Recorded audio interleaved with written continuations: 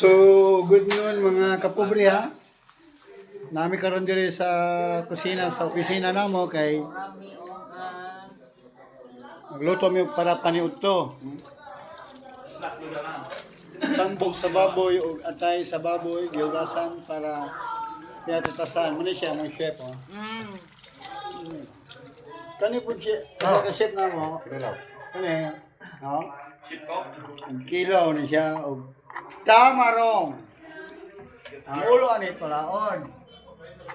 Kay mga ingredients dire. Ano yung kutsilog mga bugok?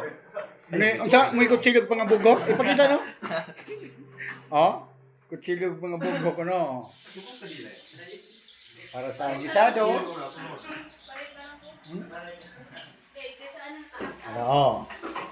Kani mo ni siya gamon siya o extra sardines. Ang marang gabot din ito. No. Kani mo kusinila. Galawoy na pala siya, luto ng lawoy. With tamarong nga isda gapon ito. With tamarong nga isda. Kani siya ma, muna siya bisita na mo, kani sila, kani siya, muna siya bisita na mo sa diri ni sa TV o katrabaho muna. Nasa LGU na siya karon. Bisita siya na mo.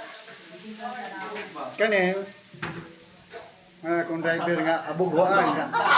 Abughoan ni nato nga driver ha. O, ganda na siya kutsilyo.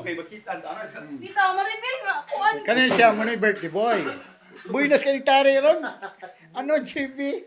Pobre rin makarita niya masutang gigaman. Aray.